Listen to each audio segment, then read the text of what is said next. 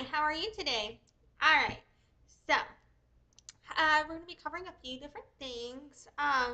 One of, the middle, the red dress run is kind of like a triggering topic for me with everything that occurred within all of that. So I kind of sandwiched it in between two other topics today, and it's all going to be a follow up from our last live stream about called Late Night with Lexi, background on New Orleans red dress run refund, Shark Tank investors fake. That one. Um, it's linked in the description of this video. Uh, yeah, so it's kind of like a follow up to that, I think, basically, on pretty much all the concepts of it. And so we're going to look at what I could find about the follow up on one of the we covered a lawsuit in that live stream about Shark Tank. So we're going to just kind of recap that live stream a little bit, and then um, we are going to look at the result that I could find about that live stream and talk about it a second. And then after that, we'll move right on into Red Dress Run. And we're just going to look over the update I could find on their social media. We'll just look at what that reminds me of. I'll show you some footage of Red Dress Run from about 5 years ago. And we'll look at, let's see, did I find no, did I? Yes, I did. Oh, okay. And then we'll just look at one of the lyrics that really stood out to me. We're gonna check that out again. Let me make sure I pulled it up. Go ahead and have that up. Here we go. We're just gonna check that out and then look at some definitions in relation to that. And we will then fucking look at a new article that I found about Red Dress Run. And I really do think, this is probably going to be one of the last times that I cover this particular topic. Unless others keep talking about it, then perhaps I will cover what they say. But I really do think that the community discourse on that is sort of dwindling down now. And then after that, we're going to move right on into talking about how much money do nonprofits donate and what do they do with their funds typically. We're going to look into some sources on that to, kind of, in a way, we're kind of on topic, but segueing out of the um, stuff, and just kind of reflect on what Red Dress Run could be doing with their money in relation to what we've seen that they've published in regards to that as well. And then I have some sources on philanthropy and charity, connection to colonialism and capitalism as well that I want to check out just to kind of wrap this baby up whenever, we do all of that. So, yeah. Um, Without further ado, I guess I shall roll the intro and we shall get this bitch started. Hi, my name is Lexi, aka Deaf Child. I'm born deaf, hard of hearing.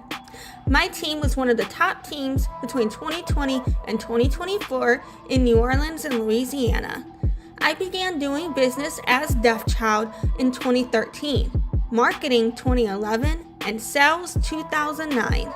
I've earned 50 plus certifications in marketing and sales, and I have my Bachelor of Science from Loyola University, New Orleans, with a music industry studies major and a business administration minor. Yeah, I finally did a new intro.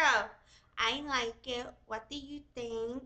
Um, yeah, that's happening. Fucking a little bit of new visual updates. And I've also been testing with the captioner, going on right at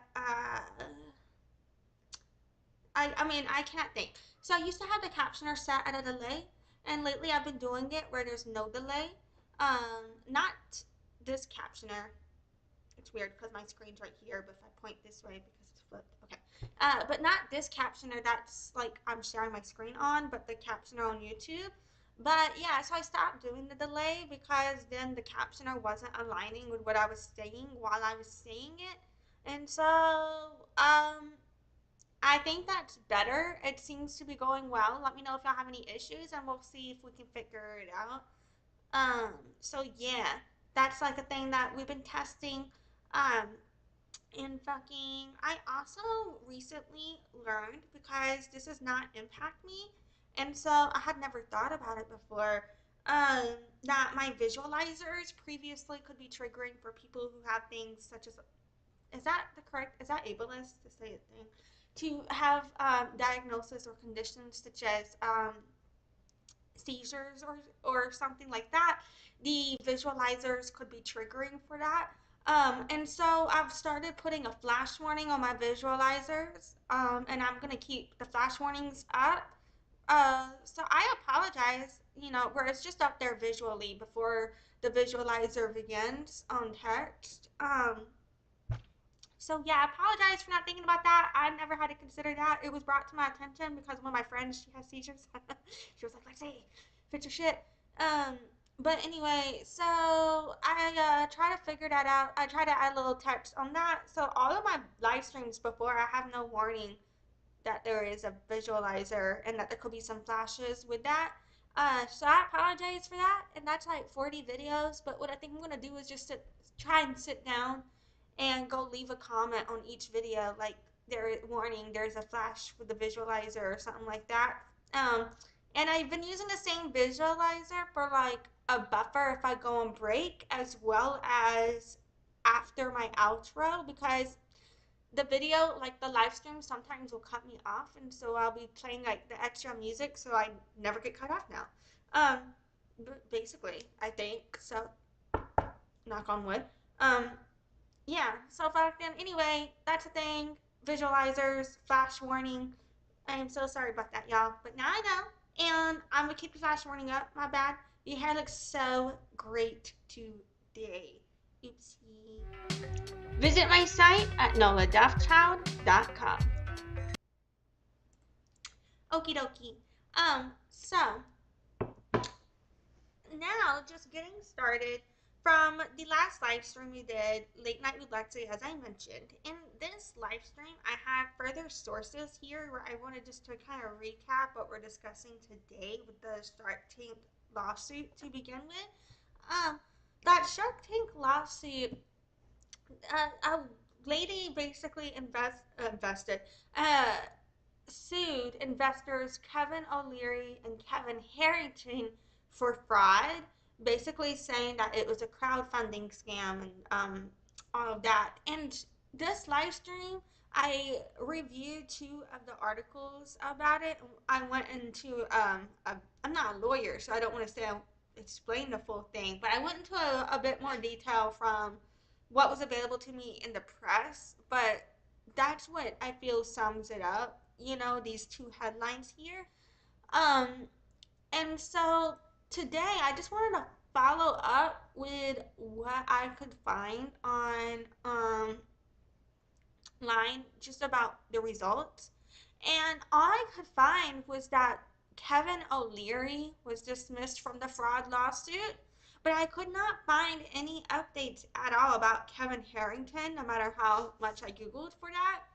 So I'm assuming that potentially perhaps Kevin Harrington's was dismissed with Kevin O'Leary if it was filed against them both, but perhaps I'm wrong. I don't know.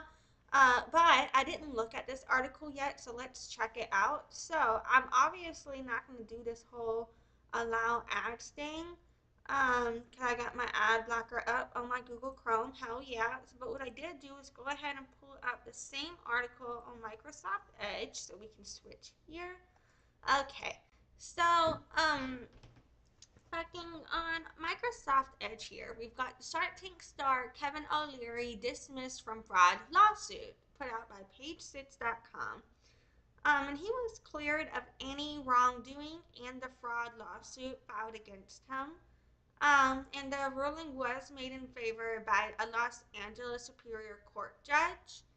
And they were saying that he should have never been named in the lawsuit and that it was just there to give it like celebrity notoriety. Now, right here it says it does mention right here It said that the entrepreneur sued O'Leary and his former Shark Tank co-star Kevin Harrington for fraud, claiming that investors have manipulated and defrauded them through the alleged use of fictional executives, false promises of financial success, and even illusions of being on the show Shark Tank itself. Um, O'Leary was basically saying that someone used his name and likeness without his knowledge, permission, or consent, and that he wasn't involved at all, basically, was what he was saying. So, yeah, now he's no longer involved. This article does mention Kevin Harrington's name in relation, but doesn't mention that Kevin Harrington has been cleared. I could not find any updates online. Perhaps I didn't do a good enough looking into like the court legal document side, so maybe I should try and do like a better job of that. And so I will. I think but from a cursory basic bitch Google search, could not find any updates related to Kevin Harrington um, in regards to the Shark Tank situation. And whoops, I just thought that was pretty fascinating. Let's see. There it goes. Apologies. Okay. Oh wait, no, that's from Microsoft. Nope, that's the captioner. Nope, that's this. Hmm.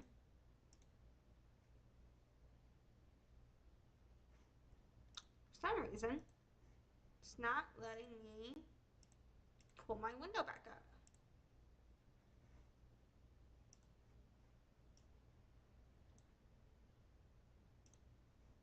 That's wild. Let's see, Phil will go again. There it is. Okay. I swear to God, I was clicking all the buttons and this one was not coming up. I was like, a fact. Anyway, okay, we're here now. Back in, so yeah, moving on. Now I want to get back into Red Dress Run for just a second. It's a triggering topic, but I feel like, it's worth covering just because of the community fallout regarding it. And all of that. You know what's interesting? Why do I have to sign into chat all of a sudden?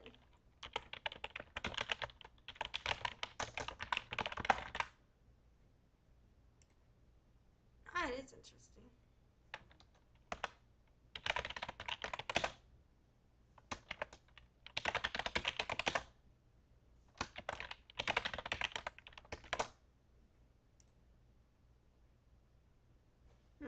Okay.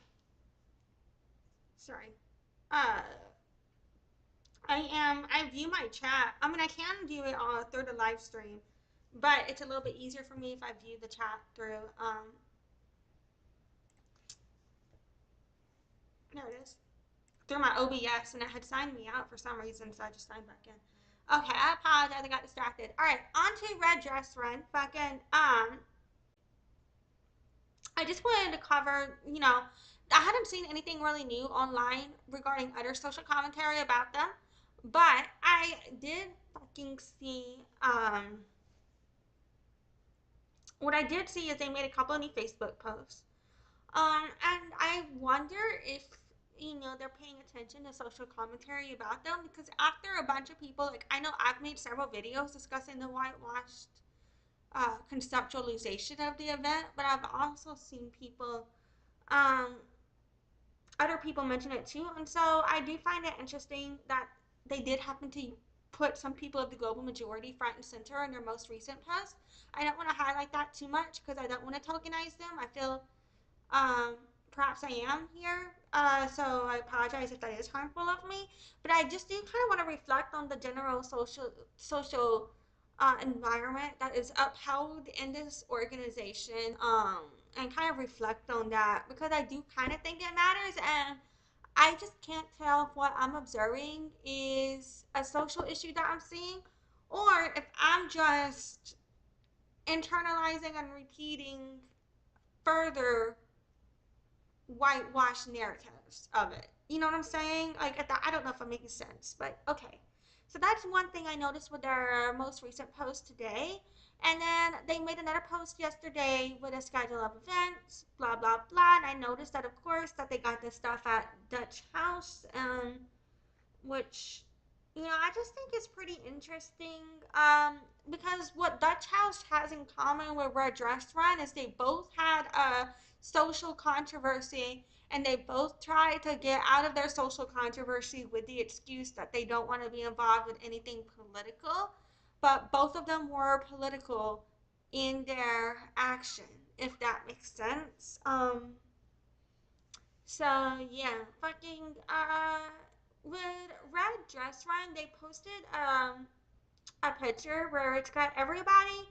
It's basically, this picture is mostly white people, basically almost all white people. They're all wearing, of course, the Red Dress Run photo, and they almost all of them, I think almost all of them, a lot of them have one hand raised in the air straight up like this, like at like a 45 kind of, the I don't know, not like, I don't know, what is this, like upwards, like kind of angle here, you know what I'm saying, like a right arm, but not straight up in the air, but just slightly raised forward, you know what I'm saying, if you notice in this picture that they're using for their advertising. And I just have one question: does this look similar to this photo? That is my only question. I accidentally exited out here. Let's pull that right back up. Does this look similar to this? Now, pulled up, I do have a photo of a Nazi salute. The Nazi salute is a caricaturization, I believe. I don't think that's a real picture, but like a painting of a bunch of white kids in red with their one hand raised at a very similar angle. Um, and I just want to know, I'm just asking if anybody's noticing any similarities between the two photos.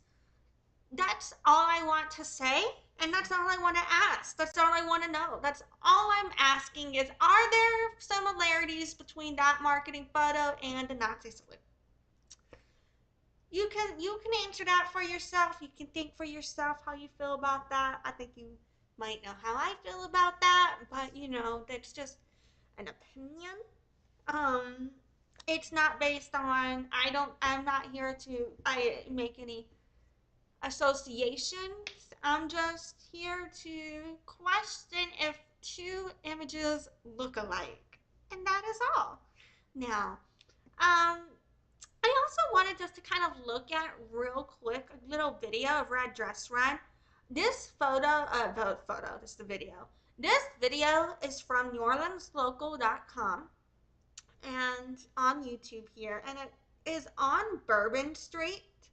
So I have discussed before how during Red Dress Run, you will find people of all ages there. This video is on Bourbon Street. You typically will almost never see people underage on Bourbon Street unless they're just passing through or crossing over. Because sometimes, depending on what you want to do, where you want to go, you may have to go through Bourbon Street to get somewhere in the quarter. It's just a fact of life. It runs in the middle of a bitch. You know what I'm saying? Or, so sometimes that can be a thing. You might see some kids running around Bourbon, but overall, you just don't, because there's nowhere on Bourbon for kids to legally get into. But in the rest of the quarter, a lot of it is geared towards adults, but there is still a good amount of stuff that kids can get into too. And so you will see kids in other areas of the French Quarter, typically. So I will point that out now. I'm gonna mute myself, and we're just gonna take a look at what the street movement is like. But I just want to ask real quick from this one pause: does anybody else happen to perceive an overwhelming sea of white people, or is that just me? I'm just asking. I'm just asking if you feel that this is um, a predominantly white space or not to you. Does this count as that?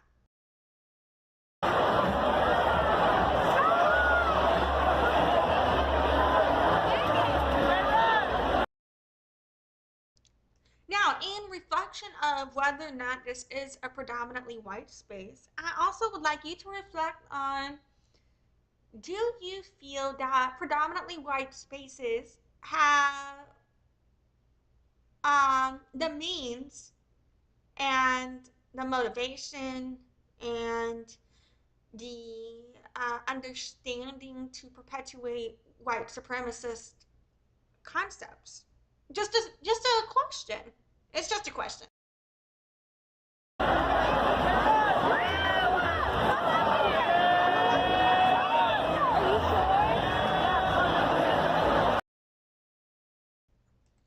Yeah. All right. So from here, I want to bring your attention to one of the hymns, HYMNS. And I kind of wish I linked this one in the description of the video, but I did not. But you know what? Hold on. Let me see. Let me pull this up. I apologize. Fucking. So,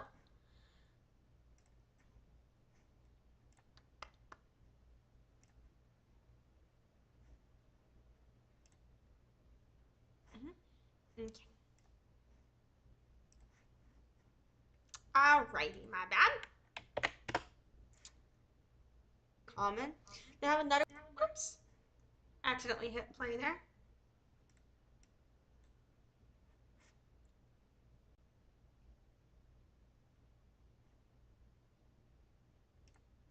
So, in this live stream right here, Perceiving in the Evening, New Orleans Red Dress Run Follow Up, Hash House Harriers website change, we do a little blurb.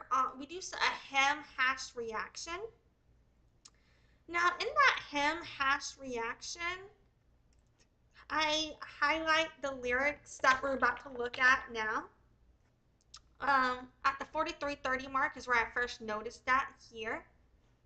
Okay, so if you want to see some additional commentary on the hymn, if you want to see all of the commentary on all of the hymns that's in this live stream, and I'm gonna link it in the description when I remember to here. And yeah, if you want to look at all the, I do a hash hymnal, HYMNAL reaction, and I go through and I kind of do a lyrical analysis. Um, of a lot of the hymns here. And so you can see further commentary there if you'd like to check that out. But I just want to come back to this name, Charlie Pride, Pryde. And then under here, Charlie pried her legs apart at the gangbang. Okie dokie. Now, I also want to keep in mind how the concept of pride in sexuality primarily comes from the concept of queer pride and gay pride. Now, an organization that is known for having been built off of a transphobic background, in their lyrics has what I perceive to be making light of the concept of gay pride with the name Charlie Pride. And here they particularly not only what they use that name to say Charlie pried her legs apart at the gangbang. And I just want to highlight some definitions in relation. Pried her legs apart at the gangbang. This is a hymn. This is how they promote themselves. This is how they encourage others to entertain themselves.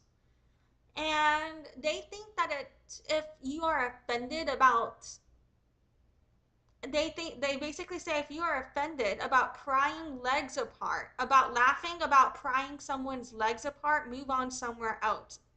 They're saying it's meant to be funny and never taken seriously. So they do not take the idea of prying your legs apart seriously. You know what I'm saying? Just let that marinate. Now, the definition of pry, it can mean to use force in order to move or open something or to separate something from something else.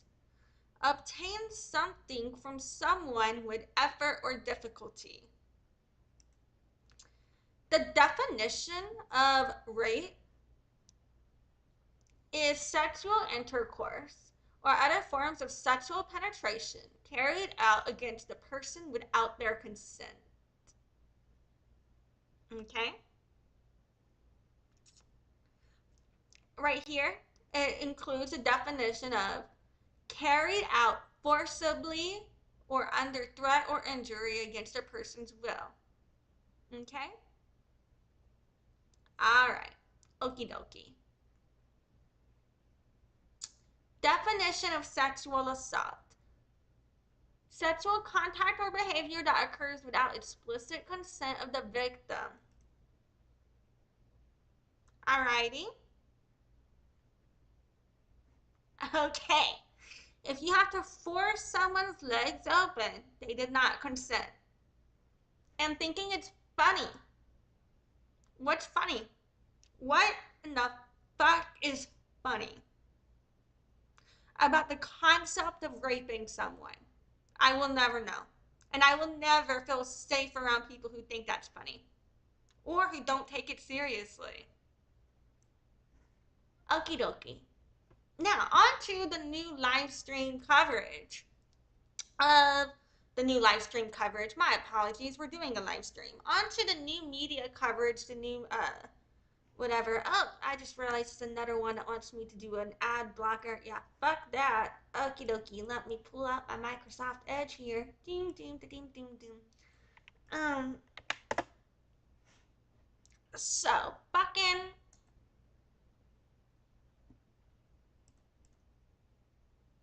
Come on, why aren't you working? Here we go. From golflive.com, we have a new article called Red Dress Runs Offensive Meme Inspires Blue Dress Ball Crawl in New Orleans. And it's got a picture from 2023. And it's saying that they recently apologized for an anti-LGBTQ plus post on Facebook. The headline not the headline, but the first sentence says, shortly before its annual party on August 10th, the tongue-in-cheek red dress run has gone more foot in mouth. I don't really like how we talk, like people will be joking about raping people and then everybody will be like, it's tongue-in-cheek, don't take it seriously. Fuck you guys. Anyway. And then they'll be like, organizers of the boozy running event landed in hot water last week after sharing a meme on Facebook that many perceived to be homophobic. While organizers have since apologized and denounced the post, the resulting controversy inspired the creation of a competing blue dress ball crawl with donations benefiting a local LGBT plus charity. I really hope, I'm glad that is there because if this is true, this is what I think will make the blue dress crawl actually more of a counter protest than something that is just two birds of the same feather in some ways, because um they could still be using well, you know what, honestly they could still try and spin it to their advantage, but they'll be like, oh well, you're still showing up to support our event and the numbers and stuff like that, you know what I mean? Because in a lot of ways, like, did the people who get a blue dress ball crawl, did they get a permit to go do these things? How big are they? Did they get permits and stuff? Like Red Dress Run, they have like all of these permits for the streets, and the level of organization that they put into the uh like, I hate these fuckers. So when I'm sitting here talking about how they're organized, like, you know what I mean? Like, I'm just speaking strictly on the uh, I should say I wouldn't hate the individual people if they weren't being transphobic, but I hate how these fuckers are being. I do not like the HYMNS hymns that they stand behind. I don't like how they promote themselves. I don't like how they were created. I can honestly say I hate all the capitalism and discrimination that they are based off of, and the colonialism that they are based off of. And I hate how like they don't seem to care about changing. Um, and I think my live stream and the research that I put into that kind of explains the history from all that. You know what I'm saying? Like, all of this I put out with the purpose of just letting people think for themselves, explaining why I feel the way I feel, and looking at the sources available to me as to why I came to the conclusions I have. You know what I'm saying? They're just my opinions. Um, so look into everything yourself, make your own decisions. This is just how I feel.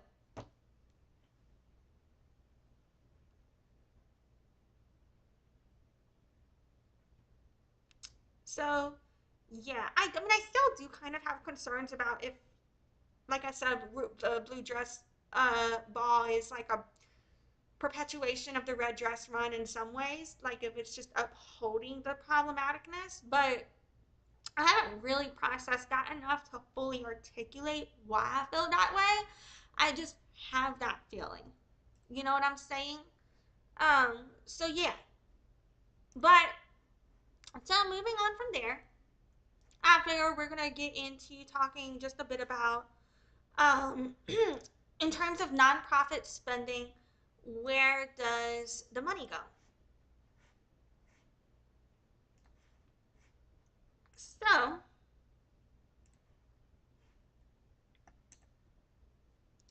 from that, we've got a little article from Syracuse University, and they have been talking about uh, basically if you've ever donated to a nonprofit or worked for one, you know it's everybody wonders where it goes. But what they've been doing is examining budgets to see how people spend their money, and this is where they find. So they have like different organizations here, and they track their spending patterns, and they marked it, color coded it by programs, fundraising, or administrative. So we'll look at like three of them, right? So American Red Cross, they did their total fundraising was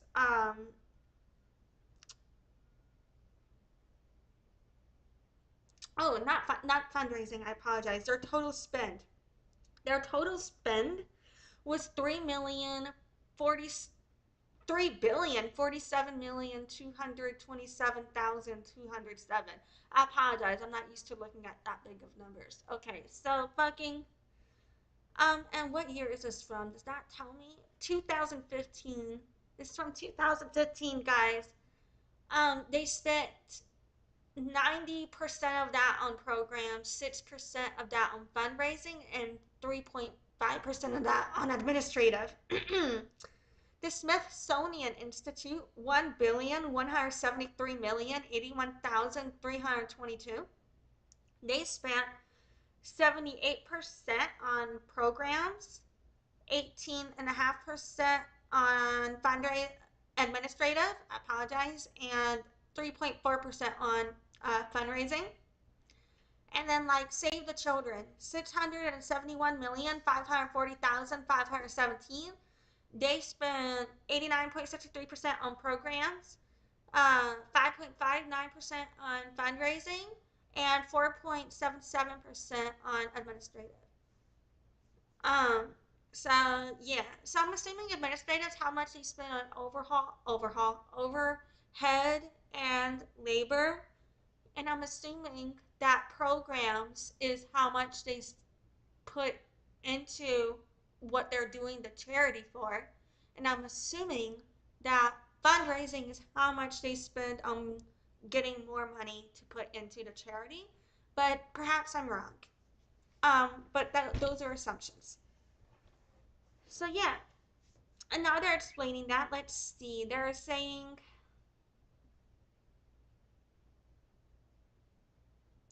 it's important to understand that what the allocation between these types of expenses mean for your contribution. For example, if you donate 1,000 to the Wounded Warriors Project based on their budget breakdown, you could reasonably expect that 599 of your donation would be spent on their mission, 61 would be spent on paying for administrative expenses, and 340 would be used to help raise additional donations. Okay. And beyond this breakdown of spending, nonprofits have a lot of similarities to businesses. Um, so yeah, they have to, make their budgeting decisions, effective and competitive mission moving forward, modern world, blah blah blah, shit like that. I don't know. And so they have advertising spending, IT spending, salary and benefits spending, travel spending, CEO salary spending, and things like that. So yeah, just a typical breakdown of how typical nonprofit organizations are run. And Red Dress Run claims to be at the 2 million mark in their fundraising, so we can put them, we can kind of, put them in reflection in comparison when you think of those differences in those numbers.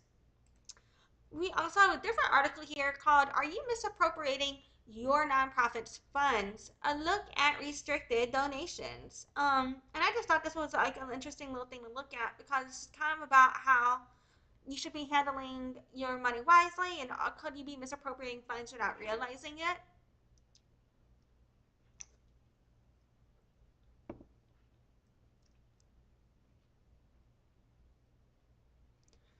So, restricted versus unrestricted funds. If it's restricted, that means funds are set aside for a particular purpose.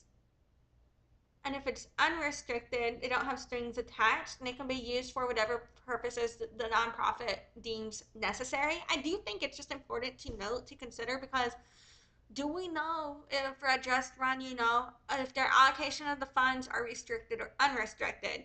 Based on the amount of organizations they give quote unquote grants to, I would assume that they could perhaps be overall utilizing their funds in an unrestricted way. Right here it states only donors can restrict funds. So only a donor can restrict funds by designating their contribution to a particular use. So yeah. Um,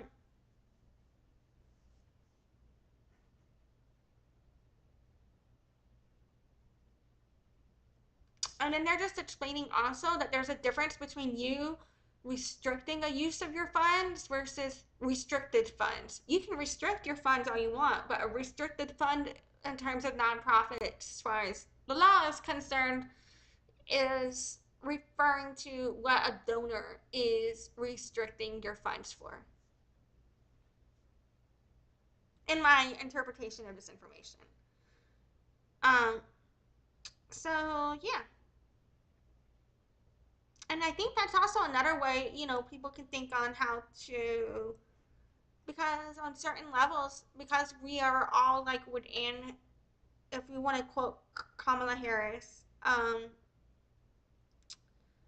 then you have the "Did you all just fall from a coconut tree?" quote. We all exist within the context of everything that came before us. That is not right. I am so sorry I fucked that shit up, but that's the quote I'm referring to. Please go look that up and get the right quote, y'all. It came out so much cooler when she said it. But I think that concept, because of that, I'm saying, like, where we all just exist in this capitalist bullshit. We didn't choose it. Well, some of us, some of us, I think, are fucking choosing it, ass fucks. But you know what I mean? Like the ones we didn't, no one chose to be alive type ideology.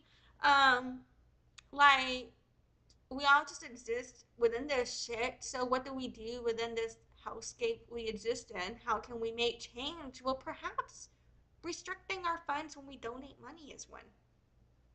Maybe that is. I don't know. So there's a little another article about, do 100% of donations go to nonprofit? And we already know from that previous breakdown that the answer to that is no, they don't. And so basically,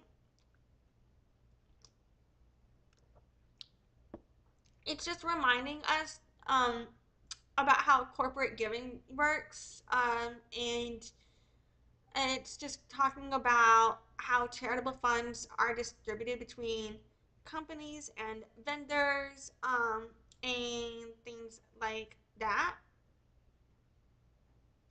And it looks like this is also for a marketing blurb to get you to use this company itself also to distribute charitable funds through Benevity. Oh, that's interesting.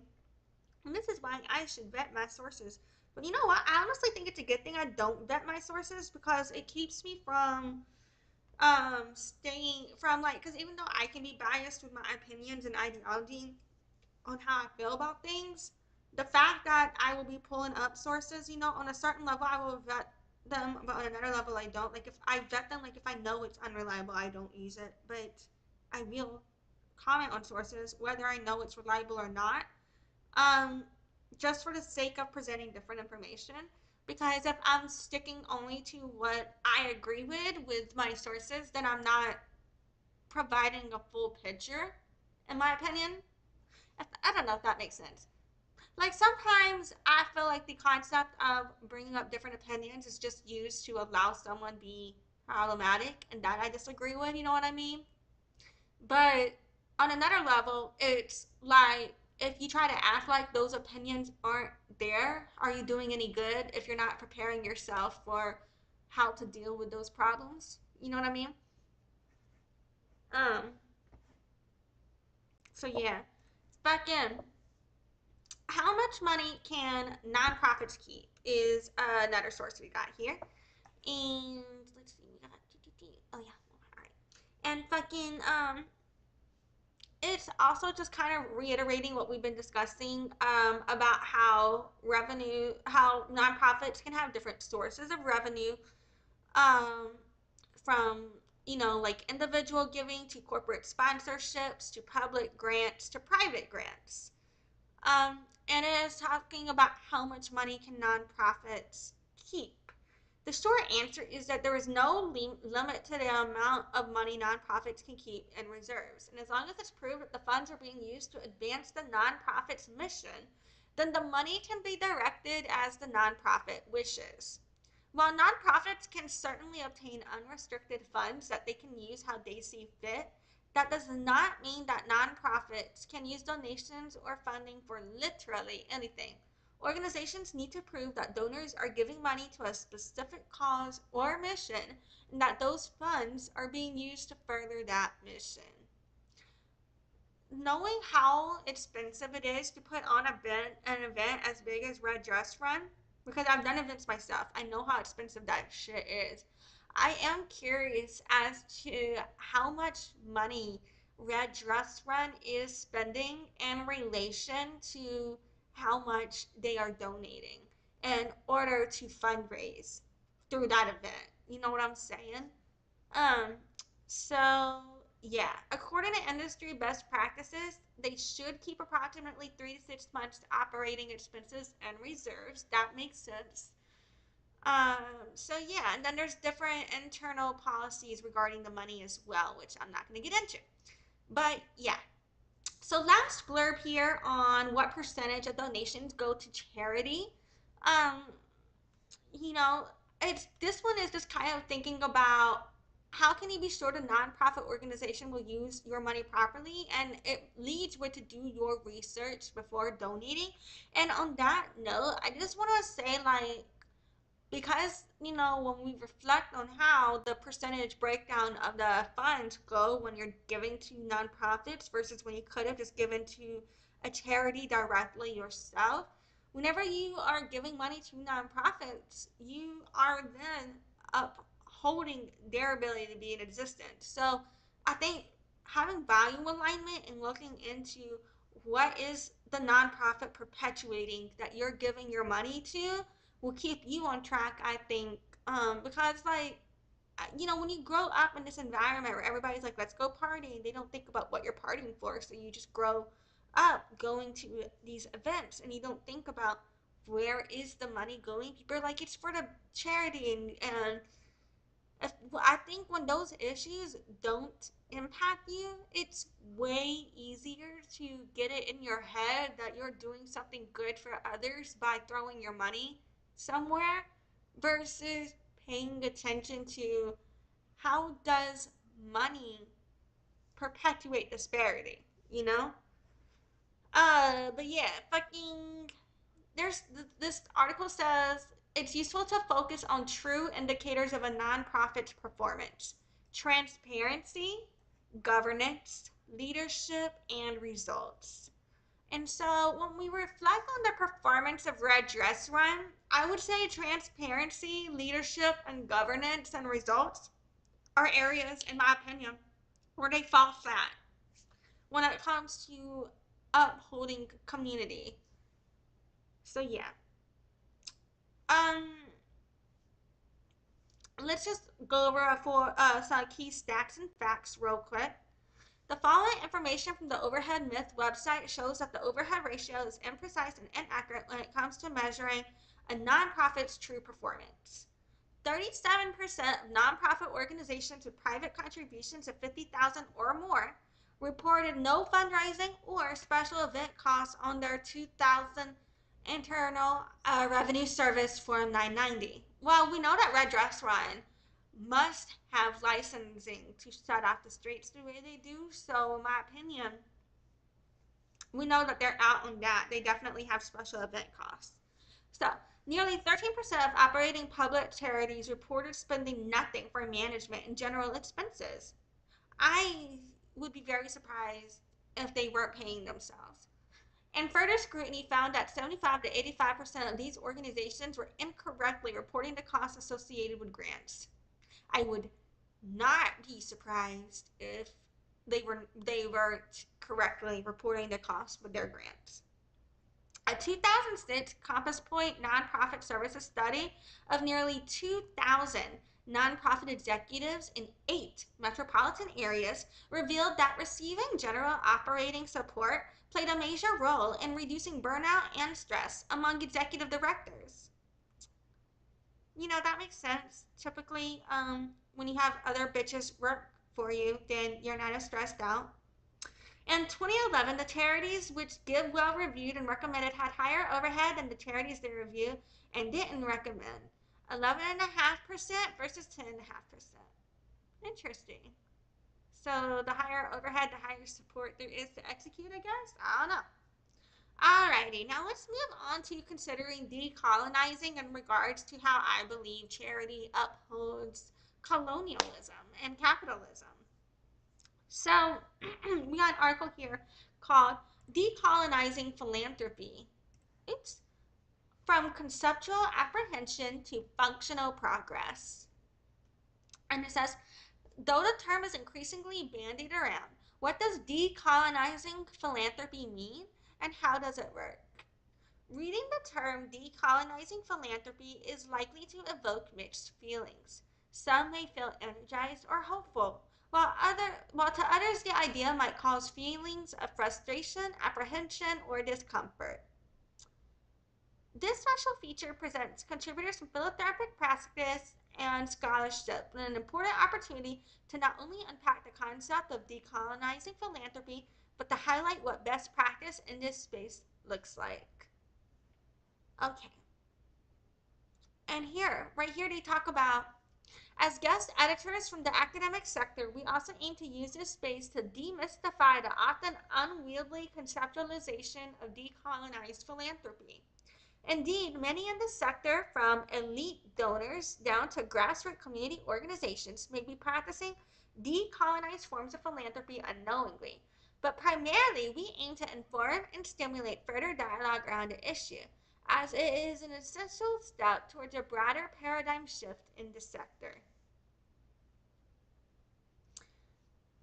So, it's, as you know, so colonialism, it's regarding the occupation of a foreign land by force.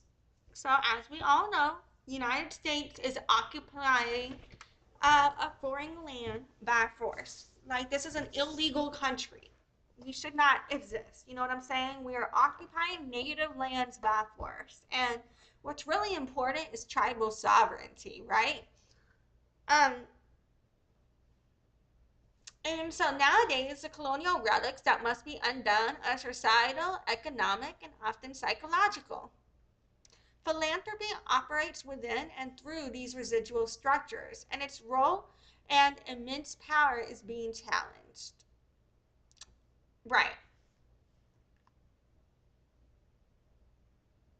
Increasingly, those involved in the sector are acknowledging that while philanthropy has undoubtedly contributed to the upliftment of communities over many generations, acts of generosity should not absolve the individuals from accountability for undesirable consequences of their actions.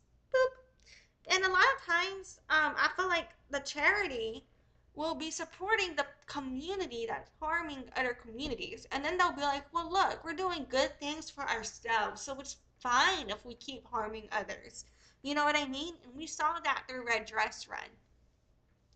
So this is a beautiful piece. I highly recommend going to continue to read all of it. We're not going to cover the whole thing right now. Um,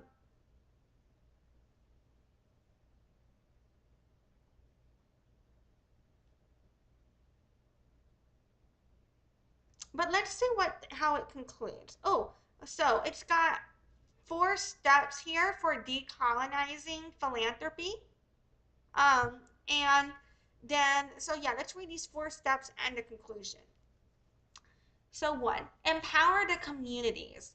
Philanthropy should acknowledge its own advantages, privileges, and power dynamics and work alongside the communities and individuals who are closest to the problems. I agree because, you know, speaking over others without representation is not helpful. You know what I'm saying? It disregards autonomy, and doing so under the disguise of charity and expecting people to be grateful for you controlling their resources is absurd, in my opinion. Okay.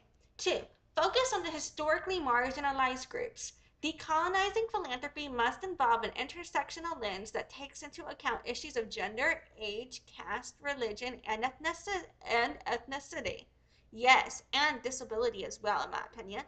Um, but fucking right.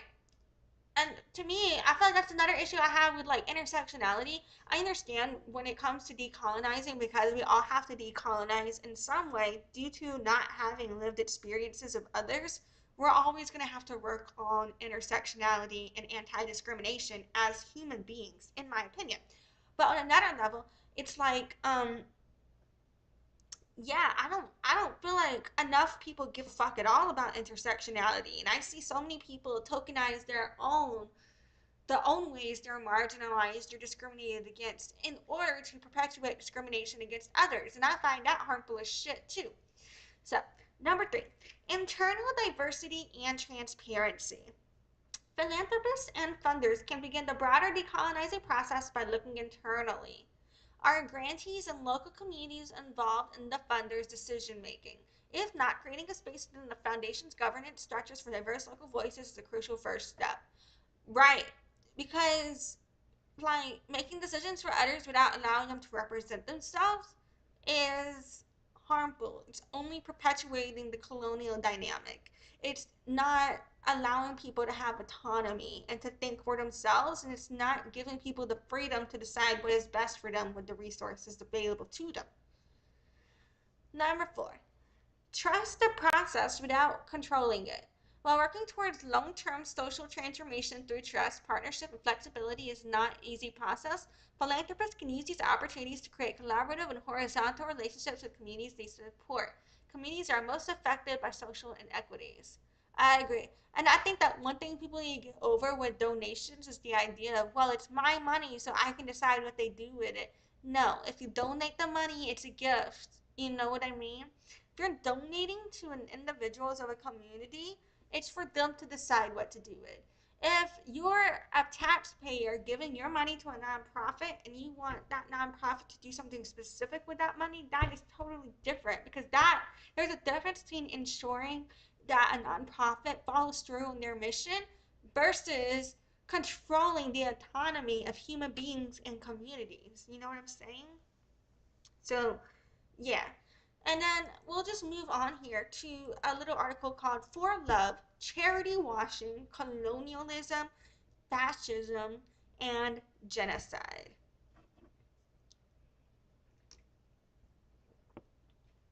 And it says from India and the US to Israel and Myanmar, the nonprofit industrial complex is serving to enforce deeply rooted structures of domination.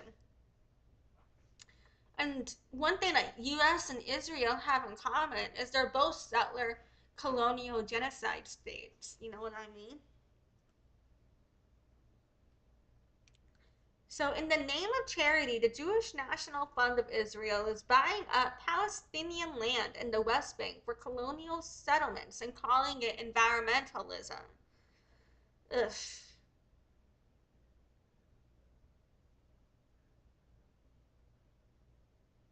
Far-right nationalist organizations are propagating fascist-inspired ideology across the world and calling that the decolonization and anti-racism. Oh, that's so triggering. Mm. Muslim and Palestinian charities in the U.S. have been listed and prosecuted as terrorists, even for donations to hospitals and other entirely nonviolent initiatives.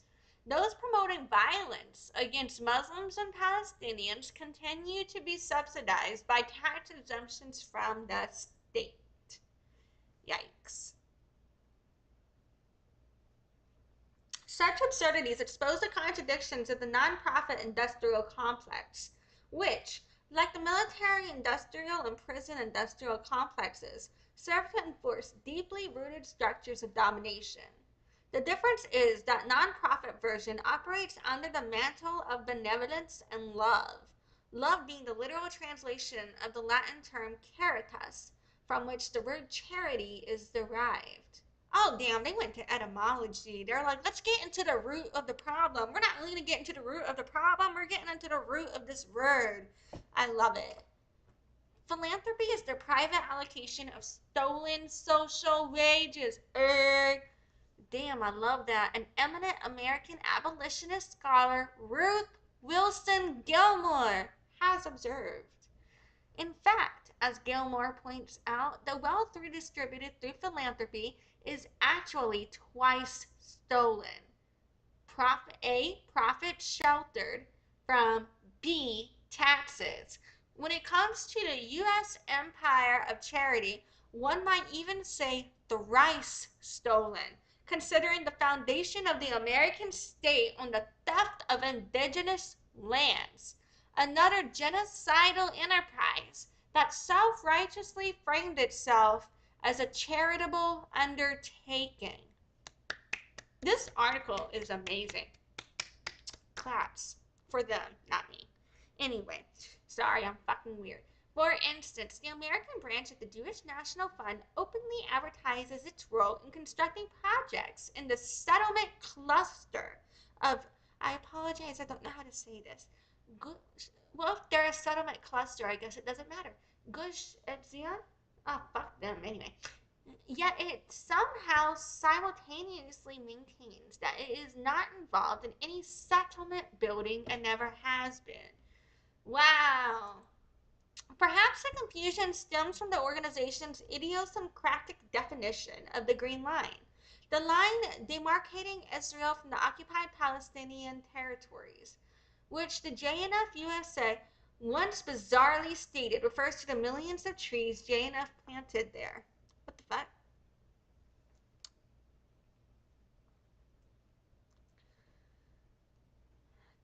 On both sides of the Green Line, the millions of trees, which comes from the continuing dispossession of indigenous Bedouin, of indigenous Palestinians. I'm so sorry, I don't know how to say this. From the Negev Desert within Israel's pre-1967 borders. I don't even like calling it Israel's borders. Like, I guess it's like if you want to refer to how that's an Israel occupied territory, fucking that land up. The Palestinians didn't fuck that shit up. Yeah, I guess that distinction matters. But it just feels wrong calling it Israel when it should be Palestine to me.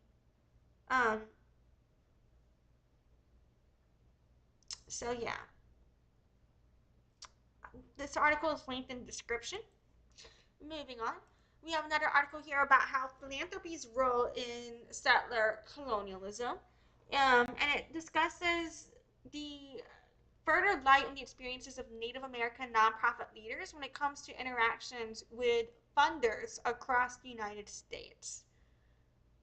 Um, it documents that Native Americans continue to be overwhelmingly invisible, They report less positive interactions and relationships with foundation funders compared to nonprofit leaders of other races, ethnicities, and are undersupported by overwhelming majority of foundations through the country. The reason I believe that is because other charities uphold colonialism, whereas tribal sovereignty would be decolonizing. And so, because charity is based off of colonialism, they don't want to decolonize. You know what I'm saying? And so, that's why, like, charities that actually are geared towards decolonizing don't have as much money behind them as the ones that uphold the colonialism, because the colonialism is based on the capitalism, which is where the money's at. You know what I mean? Um, and then, yeah. So, uh, this is basically followed up here. We have another article about reimagining and decolonizing charity. Um, and it is from Indigenous Climate Action.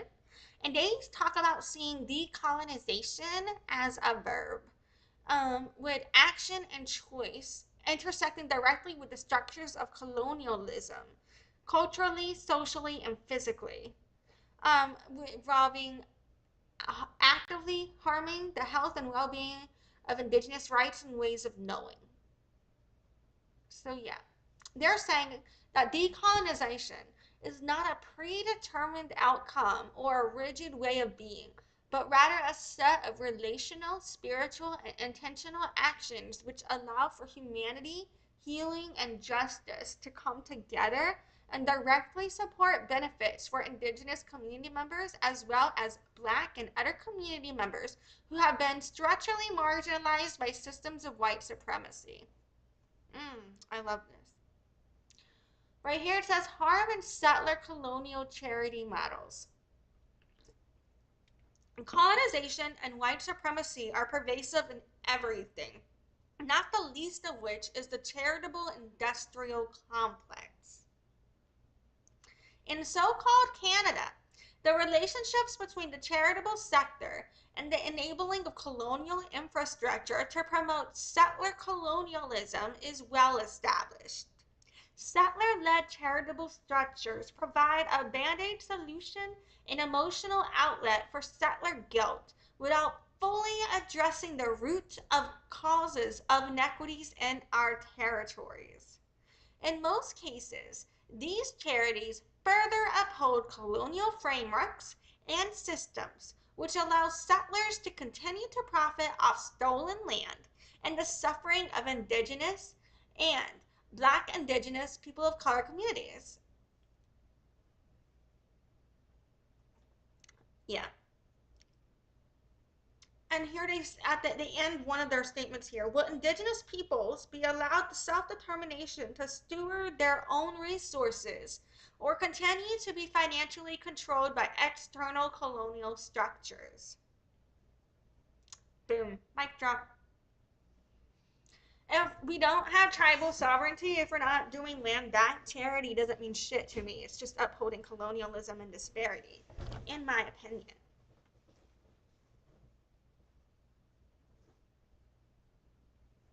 Edgar Villanueva, author of Decolonizing Wealth, says, I know as an Indigenous person that my healing is contingent on the oppressor also being a part of that healing process.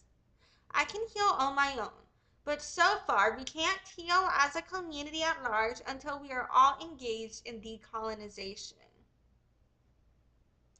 I understand my own version of that because I've been dealing with my struggles and my family issues. And it's like I can be okay without them, but I know that I won't heal unless I can heal that part of me. You know what I mean?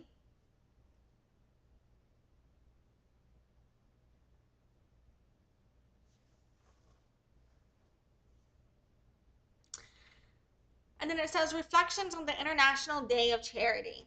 As Indigenous peoples, we have always approached the idea of giving as a form of reciprocity and not just taking or receiving as a one-way action. This idea has been shamed through stereotypes and terms like Indian giver, driven by ignorance and a lack of understanding of our deep interconnected relationship with our human and non-human kin. Relationships that are reliant on the balance of giving and receiving in equal balance. Charity is not a word that we use. In our culture, we understand that abundance is meant to be shared. We understand that giving and receiving is not mutually exclusive, but a part of a larger interconnected web of reciprocity and collective care that our communities have upheld since time immemorial. This is a quote from Candace Jacko, Development Coordinator.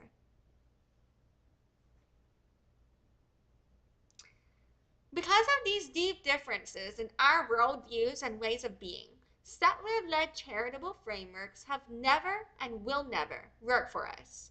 As Indigenous peoples, we want to build new philanthropic frameworks that support reciprocity and self-determination within our organizations and community. Yes, that's the dream right there. That's what I hope everybody should be working towards. My concern when we look at, the social commentary regarding like the red dress run transphobic post fallout, when you see how everybody uses the concept of charity to uphold transphobia, my concern is that people don't have that same value alignment. So how do we go from there to here, right? That's what I want to know. In Medium, there's a article here called Philanthropy Needs to Take a Hard Look at Its Colonial Roots. And it says old boy networks, savior complexes, and colonial thinking dominate in philanthropy. Edgar Villanueva's new book, Decolonizing Wealth, offers a path out.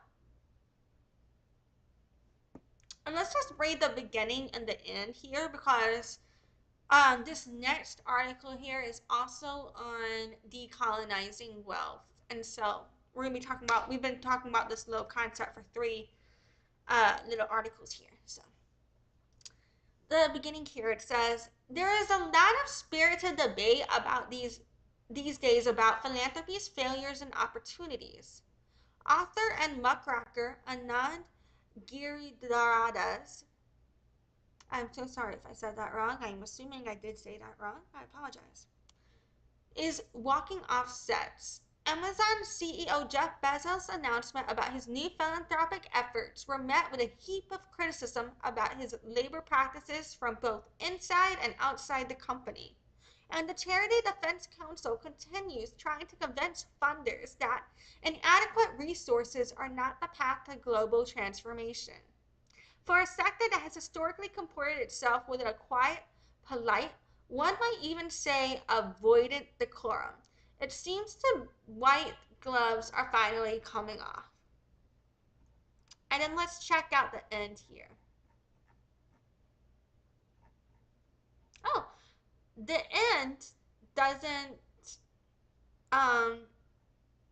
it doesn't look like there is an ending here with like a summary of this all. So we're just going to go on to the next article here.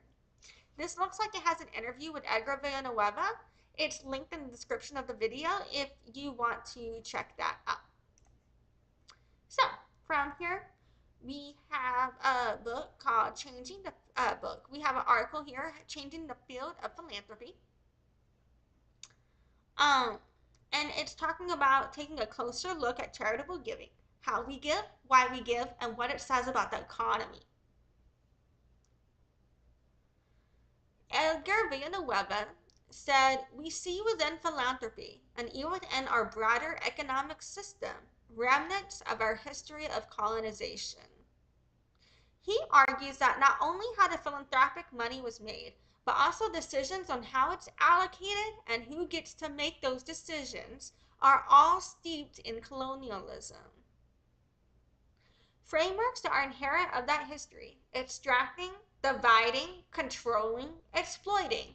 We see that even in philanthropy, which is supposed to be about charity and supporting community, often contributes to those dynamics which we're not conscious of ever seeing showing up as a sector. And I truly feel that the red dress run entire scenario is like a reflection of all of this, right? When we talk about exploiting and extracting, we can talk about exploiting and extracting queer culture from the red dress run, um, in order to, and then following up with the transphobic post, dividing, and then using the concept of charity to swipe that under the rug, controlling. When we look at the refund, we look at the backstory, speaking out against discrimination and sexual assault within the community, how they were refunded, so divided, controlled, extracted, exploited, all in there. You know what I'm saying? So Red Dress Run itself is totally, in my opinion, an example of all of that.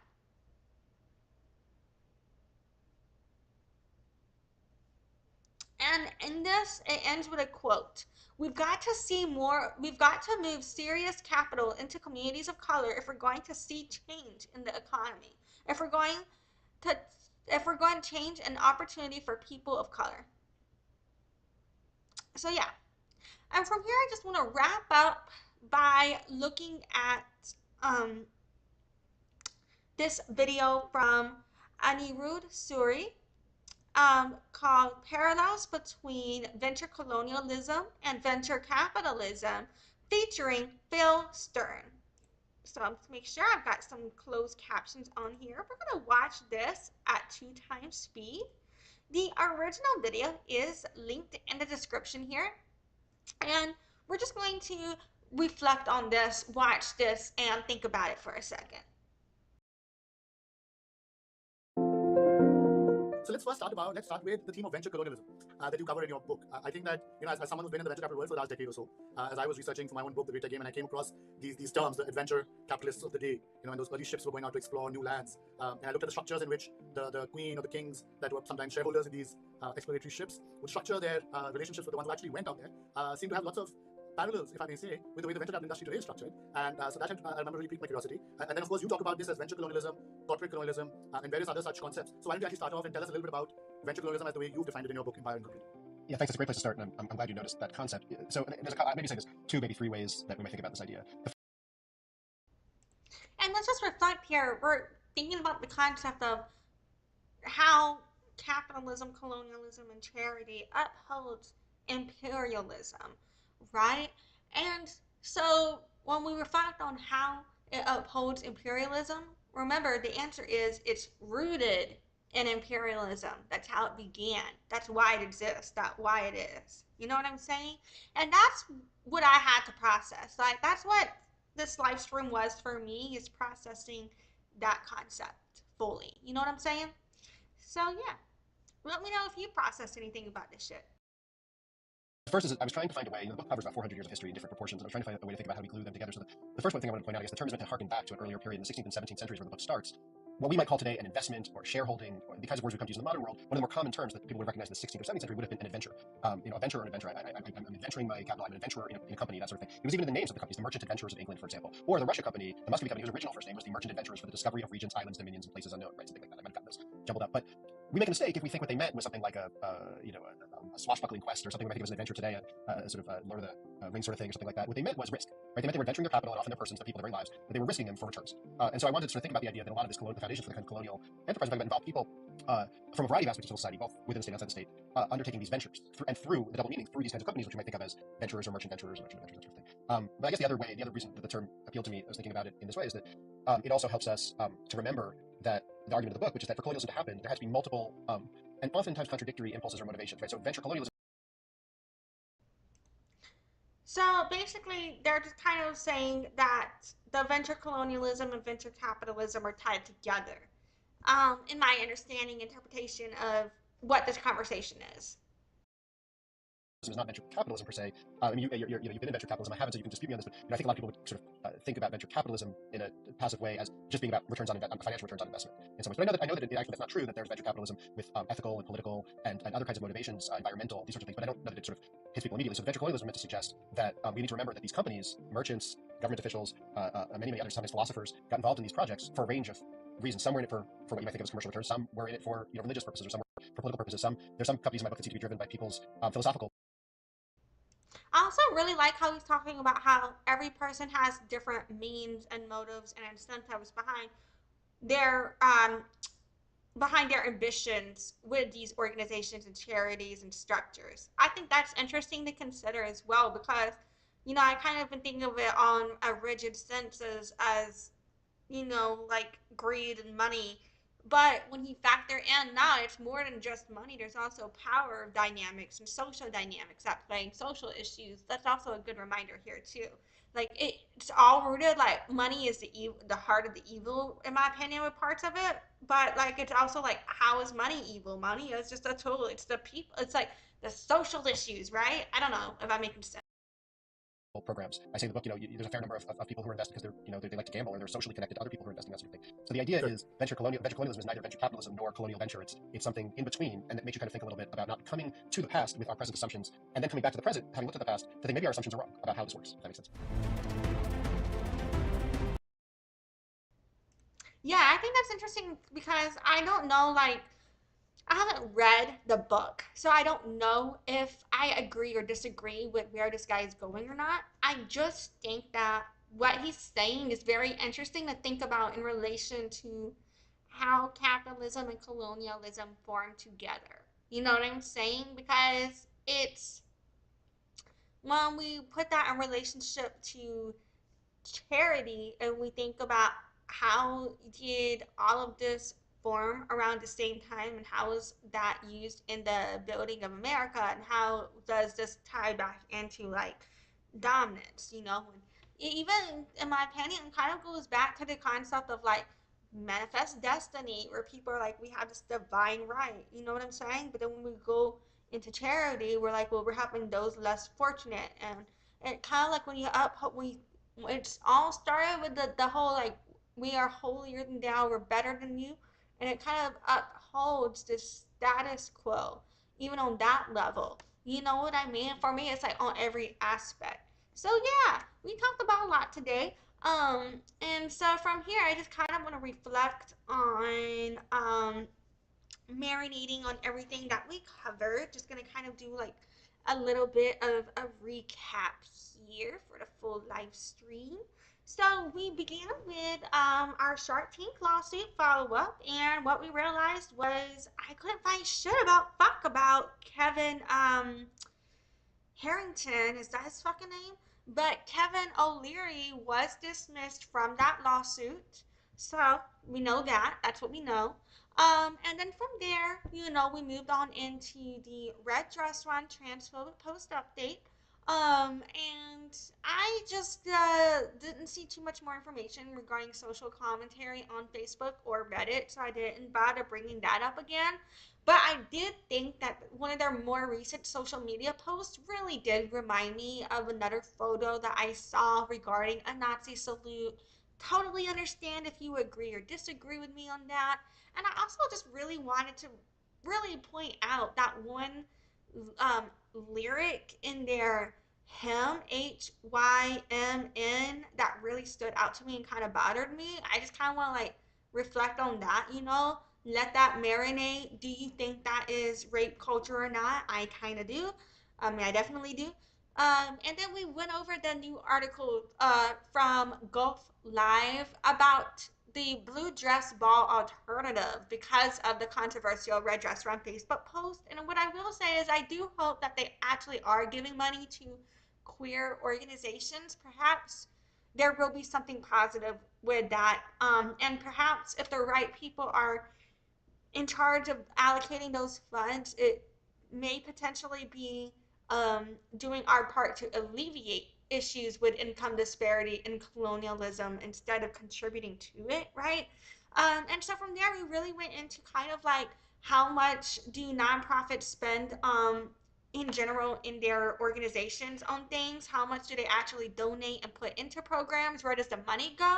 We kind of went over some sources on that in reflection to consider what could Red Dress Run be doing with their money in reflection to how everybody else does. And in general, how does what charities do with their money uphold capitalism and colonialism? How is that all connected? And that brought us into the concept of decolonizing charity and philanthropy and colonialism, and thinking about how can we put tribal sovereignty, autonomy, and reparations, for people impacted by colonialism at the forefront of charity instead of having charity perpetuate the disparity. You know what I'm saying? Hey, that rhymed.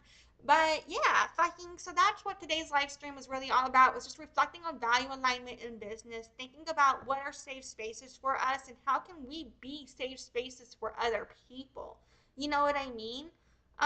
So yeah, do you feel comfortable in the spaces you're at? Um, so I've really been struggling with feeling safe in community, particularly in New Orleans. And because of my own assault, my own issues with social issues in the community, not feeling like people are changing, and on top of, like, as a deaf queer person, I've always dealt with discrimination in those ways my whole life. I've always felt I've dealt with discrimination with being narrow vibe my whole life. And although I do have mixed ancestry, I'm socially perceived as white. So my issues with, I feel like I don't necessarily experience racism, but I do experience xenophobia for being part native, if that makes sense. Um, because I'm socially perceived as white, so I don't feel that I experience racism, but my father does. My dad is not socially perceived as white. You know what I'm saying? But I think I experience anti-indigeneity. I think people can be anti-indigenous to me, and I think xenophobia is potentially the right word, I think, for what I experienced. But maybe, I don't know, decolonizing stuff. So we're reflecting, we're processing. Thank you for processing with me today. And I'm just happy that we're here reflecting on what's a good space for us together. You know what I'm saying? So yeah, I appreciate you. You're the fucking shit. I hope you are taking care of yourself, enjoying your day, focusing on self-care, and putting yourself in a good mental health place to do what you need to do to make it through this fucking bullshit, right? All right. Have a great day. Thank you so much for watching. You're the fucking shit. And am I doing the millennial peace sign on all of my videos? I think I have been. Oh well. Bye. Thanks for watching. Join the loyalty program at noladeafchild.com/loyalty and check in during live streams to get points for rewards.